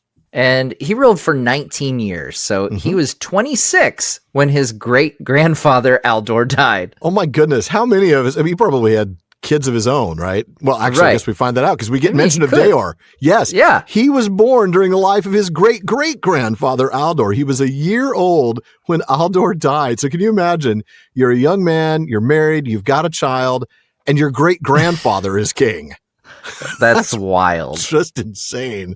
So Daor was 55 when he became king after Goldwina's death. His name is Old English for brave or bold. And sadly, there are things to say about his reign. It's the time when the Dunlendings started raiding Rohan from across the Isen. And when he discovered that the riders were coming from the area of Isengard, he led a force there in 2710, and though he managed to defeat an army of Dunlendings, he could not take back the fortress of Isengard. And as we talked about last week, Gondor, then led by Stuart Egelmoth, couldn't send help, so Daor kept a large detachment of riders in the northern part of the Westfold. Now, next up is his son, Gram, who continued to fight against the Dunlendings and to protect Rohan from their raids. Now, a brief digression on his name. In letter 297, Tolkien explains that Anglo-Saxon is not only a fertile field, but the sole field in which to look for the origin and meaning of words or names belonging to the speech of the mark. Now, in a footnote to that passage, he notes the name of this king, Gram, as an exception to that, writing that Gram is, of course, a genuine Anglo-Saxon word, but not in recorded Anglo-Saxon used as a noun meaning warrior or king, as it is in Old Norse. But some influence of the northern language upon that of the Eorlingus after their removal northward is not unlikely. It is, in fact, paralleled by clear traces of the influence upon one another of the poetic language of Old Norse and Anglo-Saxon. In other words, though Gram means furious or fierce in Old English, Tolkien is saying that this is a name inspired by the Northern Mannish language, just as Old English was influenced by Old Norse, and thus Gram takes on the Old Norse meaning of warrior or king. Love that. Other than that, there's nothing really to say about Gram except he's the father of Helm Hammerhand. Yes. The mighty One Punch. Yes. Yes. The last of the first line of kings, and a man we spent a lot of time talking about already, so we'll move on to the second line. Alan? All right, Matt. Thank you. Second line, 2726 to 2798. Freolaf Hildason. In his time, Saruman came to Isengard, from which the Dunlendings had been driven. The Rohirrim at first profited by his friendship in the days of dearth and weakness that followed. 2752 to 2842. Britta. He was called by his people Leofa, for he was loved by all. He was open-handed and a help to all the needy. In his time there was war with orcs that, driven from the north, sought refuges in the White Mountains. When he died, it was thought that they had all been hunted out, but it was not so. 2780 to 2851. Walda. He was king only 9 years. He was slain with all his companions when they were trapped by orcs as they rode by mountain paths from Dunharrow. 2804 to 2864. Folka. He was a great hunter, but he vowed to chase no wild beast while there was an orc left in Rohan. When the last orc hold was found and destroyed, he went to hunt the great boar of Everholt in the Firion Wood. He slew the boar, but died of the tusk wounds that it gave him. 2830 to 2903. Folquina. When he became king, the Rohirrim had recovered their strength. He reconquered the West March between Adorn and Isen that Dunlendings had occupied. Rohan had received great help from Gondor in the evil days. When therefore he heard that the Haradrim were assailing Gondor with great strength, he sent many men to the help of the steward. He wished to lead them himself, but was dissuaded, and his twin sons Folkred and Fastred, born 2858, went in his stead. They fell side by side in battle in Ithilien, 2885. Turin II of Gondor sent to Folquina a rich weregild of gold. 2870 to 2953. Fengel. He was the third son and fourth child of Folquina. He is not remembered with praise. He was greedy of food and of gold, and at strife with his marshals and with his children. Fengel, his third child and only son, left Rohan when he came to manhood, and lived long in Gondor, and won honor in the service of Turgon. 2905 to 2980. Fengel. He took no wife until late, but in 2943 he wedded Morwen of Lossarnoch in Gondor, though she was 17 years the younger. She bore him 3 children in Gondor, of whom Theoden II was his only son. When Fengel died, the Rohirrim recalled him, and he returned unwillingly. But he proved a good and wise king, though the speech of Gondor was used in his house, and not all men thought that good. Morwen bore him 2 more daughters in Rohan, and the last, Theodwyn, was the fairest, though she came late, 2963, the child of his age. Her brother loved her dearly. It was soon after Thengel's return that Saruman declared himself Lord of Isengard and began to give trouble to Rohan, encroaching on its borders and supporting its enemies. 2948 to 3019. Theoden. He is called Theoden Ednu in the lore of Rohan, for he fell into a decline under the spells of Saruman, but was healed by Gandalf, and in the last year of his life arose and led his men to victory at the Hornburg, and soon after to the fields of Pelennor, the greatest battle of the age. He fell before the gates of Mundburg. For a while he rested in the land of his birth among the dead kings of Gondor, but was brought back and laid in the 8th mound of his line at Edoras. Then a new line was begun. All right, so going back to the beginning of that reading there, we've got Freyolaf. We mentioned earlier that this was when Saruman showed up and was given stewardship over Isengard and the keys to Orthanc, which actually helped Rohan early on after the long winter. That's right. And then his son, Britta Leofa, came to the throne at 46 and ruled until he was 90. Now, Britta is Old English for bestower, distributor, prince, or lord. It's typically used poetically, like the Danish king Hrothgar in Beowulf, who's actually called Beagabrittan, giver of rings. And the name given to Britta by his people, Leova, is Old English for loved or beloved. For good reason, it sounds like. Now, rather than Easterlings or Dunlendings, his conflict was with orcs that had been driven out of the north in their war with the dwarves. Now, you read about this 2 episodes ago. It was in the days of Beregond that the War of the Dwarves and Orcs was fought in the Misty Mountains in 2793 to 2799, of which only rumor came south until the orcs fleeing from Nanduhirion attempted to cross Rohan and establish themselves in the White Mountains. There was fighting for many years in the Dales before that danger was ended. Now, Rohan believed that he'd cleared out all of the orcs by the time of his death in 2842, but we read here that it was not so, and that his son will find out only 9 years later. That's right. His son, Walda, which comes from Old English Walda, meaning ruler, was killed, along with every one of his companions, when they were all on their way back from Dunharrow. But his son, Folka, which is from Old English folk, meaning folk or people, finally drove out the last of the orcs. driven, it would seem, by his desire to hunt, which he'd put on hold to avenge his father. Right. So after the orcs were gone, he went out hunting the great boar of Everholt. Sure, he managed to kill the boar, but he received a mortal wound from him and died at the age of 60. Once again, I keep thinking about the hobbies of kings. Ought we not to have hobbies that are not so perilous? Stamp collecting comes to mind. Painting. Podcasting. I mean, you could do anything. All kinds of options. Hunting wild boars. Especially ones that can kill you. Anyway, interestingly, by the way, Everholt, right? The great boar of Everholt, that's actually derived from Old English eofor, wild boar, and holt, wood. So, Everholt, yeah. Now, he was succeeded by his son, Fulquina, which is Old English for friend of the people. And we mentioned this way back earlier in this episode when we talked about how it had taken this long for Rohan to regain their strength after that crushing invasion in 2758 during the reign of Helm Hammerhand and the results of the long winter. Yeah, he got rid of the Dunlendings that lived in the far west of Rohan between Isen and Adorn. And he's the one you talked about 2 episodes ago who helped Gondor during the leadership of Steward Turin II in 2885. Mm-hmm. And in Appendix A1, 4, the stewards... Paragraph B, subsection 37. Gotta love this. It's almost like legalese that we're getting into here. Yes. It's wonderful, yeah. It says, when Ithilien was invaded in great strength, King Fulquina of Rohan fulfilled the oath of Eorl and repaid his debt for the aid brought by Baragond, sending many men to Gondor.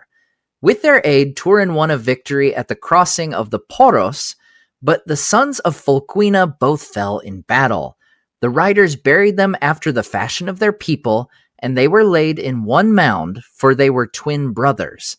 Long it stood, Hauth in Gwanur, high upon the shore of the river, and the enemies of Gondor feared to pass it. Rightly so. Well, here we get a little bit more background that Fulquina had wanted to lead the men himself, but he was talked out of it. Instead, he sent his twin sons. Now, he was only 55, and certainly the Kings of Rohan were doing mighty things in their, well, I'm not even going to say twilight years, in their middle age. Dang it. 55 is not old. His twin sons were 27 at the time. They fell in battle, both of them, sadly.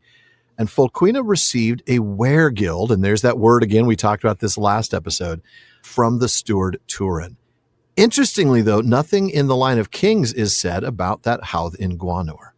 Yeah, next up is Fengel. Yeah, that's Old English for prince, but it's interesting. It comes from a Germanic root meaning to grasp. And it's a good thing that Fulquina had 3 sons, or Theoden wouldn't have become king of Rohan. Yeah. But it's a shame that it had to be this guy in particular. It says he's really the only one of the kings not remembered fondly. I know. They had a good string of kings, and then all of a sudden this guy had a good run. He was greedy. He was fighting with everybody, right? His marshals, his kids. I have to wonder about that weregild that we read about that his father received after his older brothers were killed, right? Fengel was 15 when his older brothers died in battle and his father became really, really wealthy. Was he spoiled? Did the father maybe feel bad? Like, I got to give my son all he wants because my other sons died. You wonder, like, what went on here that messed this kid up, that turned him into this greedy, fighting, conflict-filled guy? I don't know. Sorry. Doesn't it say something about food in there? Oh, yeah. That he was greedy for food as well. Yeah. Everything. Okay. Just give me everything. Yeah. He reminds me of Freka. I imagine him being a little bit like Freka because of that love of food. Like he's a little wide in the belt. Yeah, he's a wide in the belt guy. And not that every person who's wide in the belt, Thank you. I'm just saying, like, he reminds me of Freka. That's all I'm getting at there. I get that. Now, one of the people he'd have fought with was his son Fengel, who we read simply left Rohan as soon as he could. For more than a gap year, it must be said. So he's out. I'm gonna head out to Europe. Gondor. Yeah. And there in Gondor, he served under Turgon. I should add, by the way, I know that you and I, Matt, are not having a problem understanding the difference between Fengel and Thengel, but those listening might be having a hard time because audibly the F in Fengel sounds a lot like the TH in Thengel. So that the bad guy is the one whose name starts with an F, Fengel. Yes. His son, Thengel, Thengel, who is Theoden's father, is actually the good guy. He's the one who left and went to Gondor. Now, speaking of Thengel, which is another Old English word for prince, they just did not run out of these words. They didn't apparently run out of princes either. He not only spent a lot of time in Gondor, he married a Gondorian woman, Morwen of Lossarnoch. Now, we learn more about her in Unfinished Tales in a note after the disaster of the Gladden Fields. She was known as Morwen of Lossarnoch, for she dwelt there, but she did not belong to the people of that land. Her father had removed thither for love of its flowering vales from Belfalas. He was a descendant of a former prince of that fief, and thus a kinsman of Prince Imrahil. His kinship with Eomer of Rohan, though distant, was recognized by Imrahil, and great friendship grew between them. Eomer wedded Imrahil's daughter, Lothiriel, and their son, Elfwine the Fair, had a striking likeness to his mother's father. Interesting. Yeah. I love that connection. Yeah. I've always loved the connection between Eomer and Imrahil that comes later on, but it's cool that there's even more depth to it. Yeah, it really is. Now, an interesting side note, in the drafts, this isn't mentioned, and instead, Eomer is said to have married Morwen, daughter of Hurin of Gondor. That is Hurin of the Keys. Ah, Hurin of the Keys. I love that guy. Yes. All right. The Florida Keys. The Florida Keys? Yeah, that's what great. that's named after. I love that. I also find it interesting that there was a Hurin who named his daughter Morwen. I mean, to me, Hurin and Morwen are a pair. They're a couple. You wouldn't, but anyway, it's their use of all these names, you know? So when Thengel, TH, not F, when Thengel came back to Rohan, unwillingly after his father's death, that is Fengel with an F, he brought the Sindarin speech to Rohan, apparently to the chagrin of some of the folks there in Rohan. Yeah, and he had 4 daughters and a son. The son, of course, Theoden, and we'll talk about him next. But only one daughter is named here, the last, Theodwyn. Yeah. And we are told that Theoden loved her dearly. Thengel was 58 when Theodwyn was born, thus she was called the child of his age. Theoden was already 15 at that point. It's really interesting. I mean, 15 is old to have a baby sister. And it's no wonder to me that he would have just absolutely, sought to protect her. And, he would have felt a deep obligation, I think. So it really doesn't come as a surprise that when Theodwyn died, shortly after her husband Eamund was killed, her children, Eomer and Eowyn, who were then 11 years and 7 years old, were taken in by King Theoden, who raised them as his own. I love that story. That family story is so moving. Yeah. Yes. I love it. Gosh, I know I've said it a million times, but dearer than daughter just always it brings tears to my eyes every time. Yeah. Now, also during Thengel's reign, sometime after 2957, Aragorn arrived as Thorongil and served Thengel. Mm-hmm. But also during his reign, Saruman started giving Rohan trouble by supporting its foes. That's right. Then finally we get the last king of this line, Theoden. And that's Old English for lord or king, using the element theod, which means people, like we see in Eotheod, the horse people. Yeah, and we spent so much time covering Theoden during his moments in the Lord of the Rings narrative that we're not going to talk as much about him here, just kind of go over the details here in the Line of the Kings. Right, and one of those details, and it's not something we see very much, if at all, in the Lord of the Rings, is that he's called Theoden Ednu. Now, Ednu is Old English for renewed or restored, and it certainly fits with the description of him falling under Saruman's control via Wormtongue, but then being healed by Gandalf. Healed, not exercised, I will add. Now, we get a brief mention of his victory at the Hornburg and his arrival at the fields of Pelennor, where he died. Right, along with what we saw in the narrative, the fact that he was laid in honor in Gondor for a time, was eventually returned to Edoras, where his mound ended the second line. All right, and folks, we'll come right back and finish this up.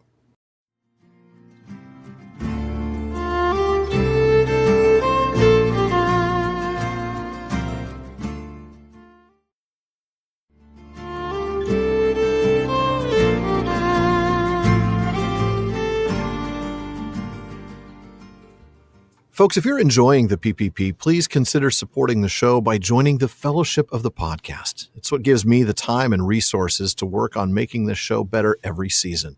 And when you join, you get the best Discord community around. That includes live episode recordings, hangouts every month. You get episode postscripts. You can get ad-free episodes, free merch, and more. You can also become part of our Questions After Nightfall episodes, or even join us as a guest in the North Wing.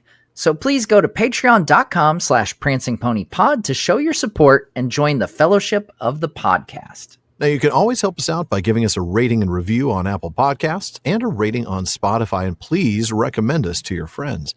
Matt, would you go ahead and finish off the reading with King Éomer? Éomer and Éowyn grew up at Edoras and saw the dark shadow fall on the halls of Theoden. Éomer was like his fathers before him, but Éowyn was slender and tall, with a grace and pride that came to her out of the south from Morwen of Losarnoch, whom the Rohirrim called Steel Sheen. 2991 to 4th Age 63, 3084. Éomer Eadig. When still young, he became a Marshal of the Mark, 3017, and was given his father's charge in the East Marches.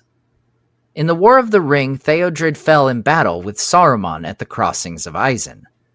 Therefore, before he died on the fields of the Pelennor, Theoden named Éomer his heir and called him king. In that day, Éowyn also won renown, for she fought in that battle, riding in disguise, and was known after in the Mark as the Lady of the Shield Arm. Éomer became a great king, and being young when he succeeded Theoden, he reigned for 65 years, longer than all their kings before him, save Aldor the Old. In the War of the Ring, he made the friendship of King Elisar, and of Imrahil of Dol Amroth, and he rode often to Gondor. In the last year of the Third Age, he wedded Lothiriel, daughter of Imrahil. Their son Elfwine the Fair ruled after him. Man, I love that. Now, in the part of the first paragraph that we skipped, we actually read about Éomer's parents, Theoden, who we just talked about previously, and Éomund of Eastfold, the chief marshal of the Mark. Yeah, and we're reminded that this was the time when Sauron was rising again, and the orcs were raiding Rohan, killing or stealing horses, stealing the black ones that, according to Éomer when he tells Aragorn, and Uruks in Saruman's service are also in Rohan, so there's pretty much orcs everywhere. That's right. And Éomer is a man quick to action, right? He's ready to ride out against the orcs. I love the way the text says it, in hot anger, unwarily, and with few men. Red flag. Yep. That's bad sign when the text says that, because of course that turns out to lead to his death in 3002 as he chases a small group of orcs into an ambush. And his death leads to Theoden's death the same year and to those young kids being taken in by the king. And yes, he had a son who was 24 compared to the young kids 11 and 7, and we learn that Theoden's wife, Elfhild, died in childbirth. And picking up with what we just read, Éomer and Éowyn grew up in the capital and saw the influence of Saruman on their uncle/adoptive father. We're also told that Éomer was like his fathers, while Éowyn was slender and tall, with her traits coming to her from her grandmother, Morwen of Losarnoch, one of the kindred of Prince Imrahil. That's right. Now, as a side note, Éomer was still tall. We read in Unfinished Tales that the Rohirrim were generally shorter, for in their far-off ancestry they had been mingled with men of broader and heavier build. Éomer was said to have been tall, of like height with Aragorn, but he with other descendants of King Fengel were taller than the norm of Rohan, deriving this characteristic, together in some cases with darker hair, from Morwen, Fengel's wife, a lady of Gondor of high Númenorian descent. Well, Tolkien told us that Aragorn, quote, must still have been a very tall and strong man with a great stride. He was probably at least 6'6". So Éomer is a big guy. Yeah, he's a big dude. 6'6", man. He could play basketball. I'm thinking he's maybe like a tight end. He's a probably. Game winner. He's catching, yeah, exactly. He's catching touchdowns in the red zone, man. Yeah. Then we get Éomer's entry in the line of kings as the first of the third line. Now, first, a little bit about Éomer's name. It's derived from the Old English words Eo, meaning war horse, and Mer, meaning grand, excellent, famous. Now, the epithet that he gets, Eodig, is Old English for happy or wealthy, but it's more often translated as blessed. And we learn that at the young age of 26, he's already given high rank as marshal, being assigned his father's area of responsibility, which is the east borders. Then we're told that after Theodred's death, Theoden names Éomer heir as he lay dying on the Pelennor. I love this. I mean, like you said earlier, the line about Éowyn, dearer than daughter. Here he is very much treating Éomer as a son, especially after the death of Theodred. I love that we get a mention of Éowyn's heroism, even though she's not in the line of kings here. I mean, it's very brief. We don't get, she took part in the battle. She didn't just take part in the battle, man. I mean, whoever the chronicler is here, she killed the Witch King. Anyway, she's the Lady of the Shield Arm. And we get this footnote for that, actually, in the passage. If you look at the footnote, for her shield arm was broken by the mace of the Witch King, but he was brought to nothing. And thus the words of Glorfindel long before to King Eärnur were fulfilled, that the Witch King would not fall by the hand of man. For it is said in the Songs of the Mark that in this deed Éowyn had the aid of Theoden's esquire, and that he also was not a man, but a halfling out of a far country, though Éomer gave him honor in the Mark and the name of Holdwina. This Holdwina was none other than Meriadoc the Magnificent, who was master of Buckland. Meriadoc the Magnificent. Did he write that himself? That's what I want to know. That's so good.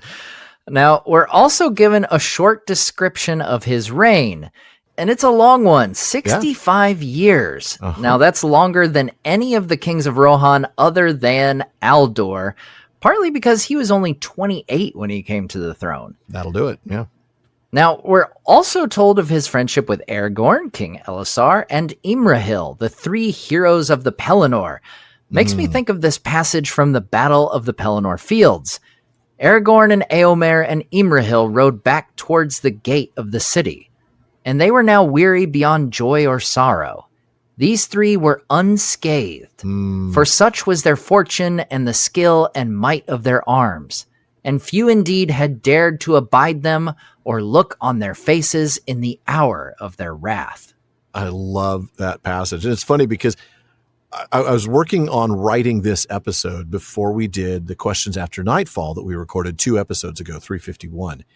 And yet in that episode, we were asked about, why did everybody just accept Aragorn's claim that he was king? What didn't Imrahil? And we talked about this passage as being part of that evidence, like the fact that he was so noble and such a good leader and such a good fighter. I mean, who are the other 2 people here? They're noble. They're royal too, Éomer and Imrahil. So royal recognizes royal, but I just love that passage that they were unscathed. So finally, we learn of Éomer's being married to Lothiriel, that's Imrahil's daughter, and we get more on his reign after the end of his entry in the line of the kings. Specifically, that Rohan prospered in his time, that there was peace for those who wished for it, which is interesting. I tend to think that's maybe speaking about the Dunlendings or other people who he was willing to make peace with, so long as they were willing to have peace. Yeah. And then, of course, that coincided with a growth in both the number of people and the number of their horses. Yeah. And, of course, we're reminded that his reign coincides with the reign of the king of Gondor and Arnor, Elisar. Oh, yes. And how, since he was now king and the original gift of Calenarthon was granted by a steward, Aragorn renewed the gift and Éomer renewed the oath. Oh, I love that. Cirion did that in the name of the kings, of course, so it didn't have to be done. This was sort of like renewing your vows after, the 25th anniversary or something. And there's a note on this in Unfinished Tales in the story of Cirion and Eorl. After Cirion swore his oath in Quenya, and no, I'm not going to use that as an excuse to read that again, invoking the name of Eru, we're told that such an oath had not been heard since Elendil himself had sworn alliance with Gil-galad. But the footnote to that passage reads, and was not used again until King Elisar returned and renewed the bond in that same place with the king of the Rohirrim, Éomer, the 18th descended from Eorl. And there was some oath work to fulfill because even though Sauron was gone, all the evil had not been defeated, so they had to work together to make peace. And then I know we had to skip a little bit at the end, but I do want to read that last sentence. It's just breathtaking.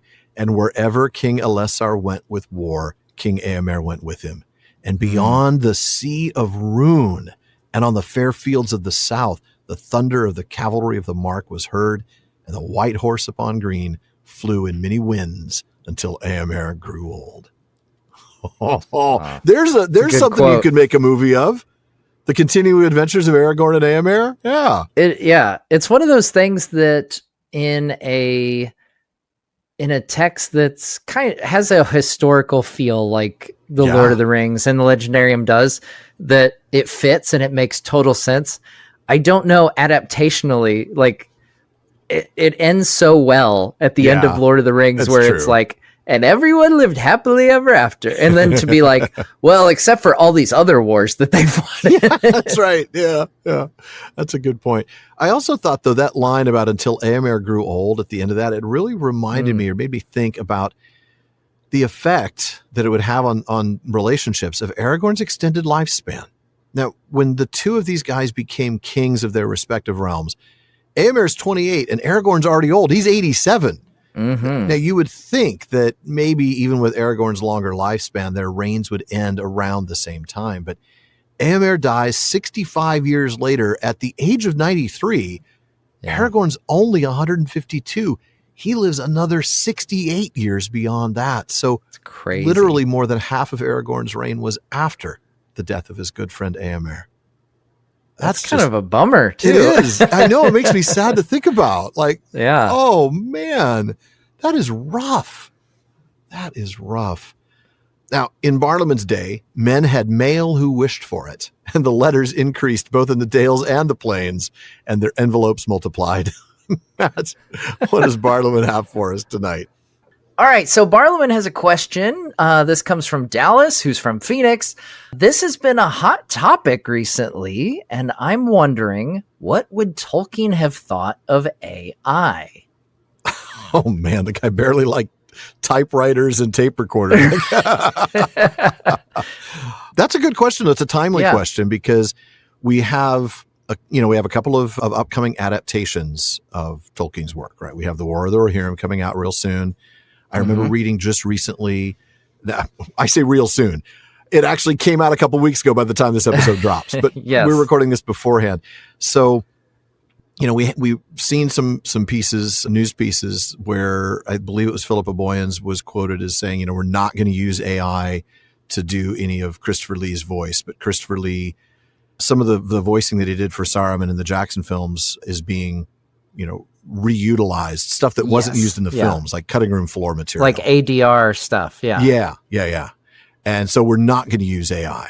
But at the same time, haven't we heard from Andy Serkis some comments that suggest maybe they're looking at the use of AI in the new Hunt for Gollum film? I don't know. I know it was, and again, this is what we've seen so far. It's all been secondhand. Like I haven't. That's the thing. I haven't.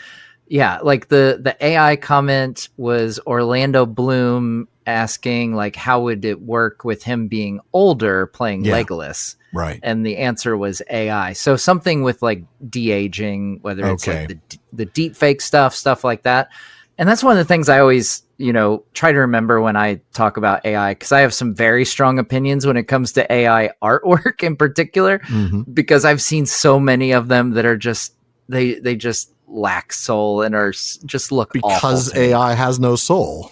Right. There's a reason why it lacks That's a reason. Soul. Yes. So I am not a fan of AI overall, but I also acknowledge that there's a pretty broad term, what people think AI is. I mean, for example, you think back to the Lord of the Rings trilogy, like the programs that they were making where you could do wide shots of armies and the individual digital people could be fighting each other and carrying out a battle.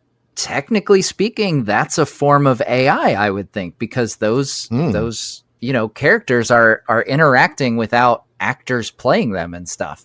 Yeah. So I think there's a line to be drawn for sure, and I think we've seen examples of the line being crossed. So yeah, I'm one who's very, very curious on what Andy Serkis means when he says AI, because I could very easily see it being a technology for certain things without going straight into A soulless having creation. AI. Yeah, a soulless creation where people are using it to write scripts and make artwork and stuff like that. Yeah, I'm with you on that, Matt. But the question isn't what you and I think about AI. Right. It's what do we think Tolkien would have thought about AI?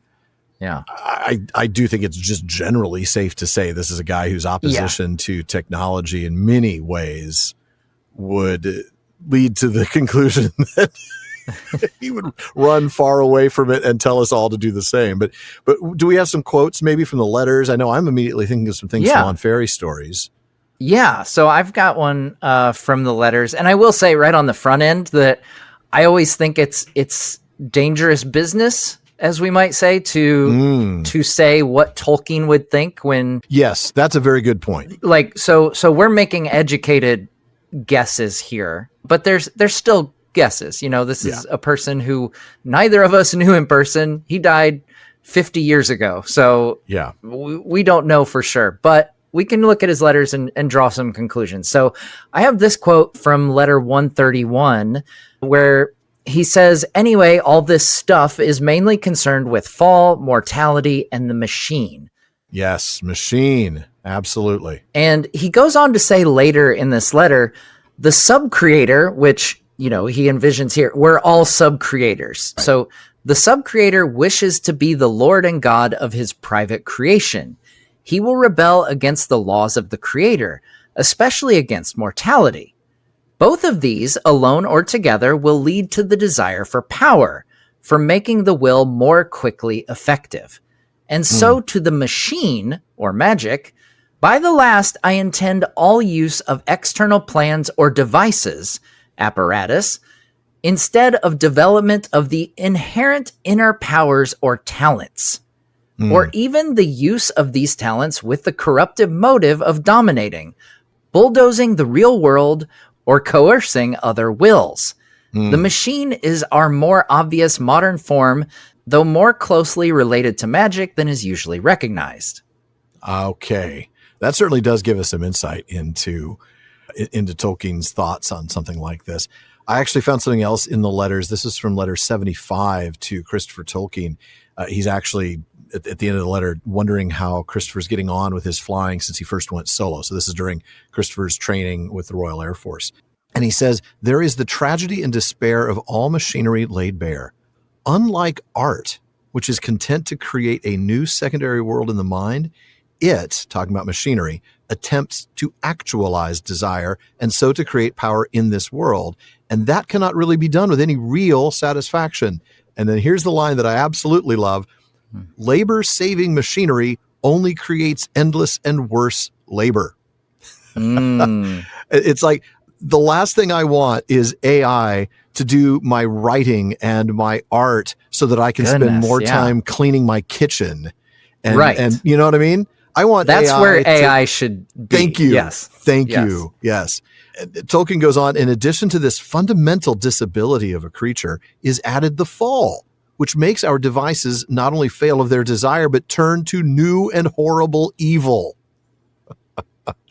I think we can safely say what he thinks on this. Yeah. Maybe. I mean, I really do. I also was thinking of something from On Fairy Stories, though. That was the first thing I was thinking of.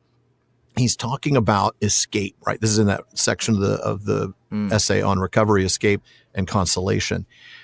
And in escape, he's just talked about, hey, don't confuse escape with, the escape of the prisoner with the flight of the deserter. The two are very different. And then he gives a little example of something. He talks about electric street lamps of mass-produced pattern. In your tale is escape in that sense. Then he says, and I like this, but it may, almost certainly does, proceed from a considered disgust for so typical a product of the robot age that combines elaboration and ingenuity of means with ugliness, and often with inferiority of result. Well, if that doesn't sum up the situation, I don't know what does. I don't know. And he goes on, you could literally replace the words electric lamps in this section with AI. Yeah. Electric lamps have come to stay, they say. Long ago, Chesterton truly remarked that as soon as he heard that anything had come to stay, he knew that it would very soon be replaced indeed, regarded as pitiably obsolete and shabby. And then he quotes Chesterton, "The march of science, its tempo quickened by the needs of war, goes inexorably on, making some things obsolete and foreshadowing new developments." And it's so on the nose from almost 100 years ago for this kind of thing. He talks about, and you could insert the names of founders of AI companies here. "Not long ago, I heard a clerk of Oxford declare that he welcomed the proximity of mass production robot factories and the roar of self-obstructive mechanical traffic because it brought his university to contact with real life." He may have meant that the way men were living and working in the 20th century was increasing in barbarity at an alarming rate, and that the loud demonstration of this in the streets of Oxford might serve as a warning that it is not possible to preserve for long an oasis of sanity in a desert of unreason by mere fences. I just, for my part, he says, "I cannot conceive myself that the roof of Bletchley Station is more real than the clouds. And as an artifact, I find it less inspiring than the legendary Dome of Heaven." Yeah, I think we know. Is that enough? Is that enough quotes for people, or do we need to keep going? We can keep going. I mean, I can pull up stuff from Mythopoeia about creation and subcreation, the rawness and ugliness of modern European life. I mean, he goes on, and these are things that are 100 years ago. Oh yeah. I'm finding more as I'm just scrolling through. It's crazy, but no, I think it's safe to say, and the thing that really sticks out to me is that, the comments that point to that soullessness, know, and yeah, like you said, amen to the idea, like AI should be doing my laundry and my dishes. Thank you. Like that's what I the wanted stuff. to do. Like bring me, I want C-3PO to come in and like take care of those things for me. Free me like, up to do creative things. Yeah. So that I don't have to do the artwork. boring things. Yeah, exactly. I will say, circling back around to the Rohirrim thing with Christopher Lee, I do appreciate the fact that they didn't take the robot voice and the resurrecting of the character. Like if this would be a whole different situation if it was not an animated film. I think. Yeah, if it was live action, I don't want to see a digital. A Grand Moff Tarkin situation. No, thank you. That's exactly what I was thinking. Grand Moff Tarkin. Yeah, that's the one that always comes to my mind. It's like, as cool as it is to see that character, like those effects don't age well. No, they don't. And it's in it lives very much uncanny firmly in the uncanny valley. Yes, the deepest depths of the uncanny valley. Yeah, yes, absolutely, no doubt about it. It can't even see the peaks of the mountains. No, it cannot. Oh man, that was a good question. I really enjoyed kind of digging through that. Obviously, it didn't take long for us to find quotes from Tolkien that would suggest a very strong feeling about conclusive thoughts. Yeah, I think so. Well, folks, that does wrap it up for another episode of the Prancing Pony Podcast and the first episode of 2025. Oh, how about that? I know, hard to believe that we're already next month, February. The Prancing Pony Podcast will be celebrating its 9th anniversary. Oh my gosh. 9 years. I know. Crazy. This is where the Aldor comments write themselves. Boy. We're getting there. Played, sir. Yeah. I'll hopefully be doing this until I'm 101 as well. There we go. Please be sure to come back next week, folks, when we begin our long run through the story of Cirion and Eorl. And at least it's not going to last for 800 miles filled with orcs and other dangers. And we don't have to ride a horse. No. Yeah. For us, yeah. Alan and I want to thank the members of Team PPP, editor Jordan Rannells, Barlaman Becca Davis, social media manager Casey Hilsey, event and Patreon community coordinator Katie McKenna, graphic artist Megan Collins, and website guru Phil Dean. Please take a minute to check out the prancingponypodcast.com. That's where you're going to find show notes, outtakes, Prancing Pony Ponderings, our online storefront where you can get PPP merch, including all the great episode artwork.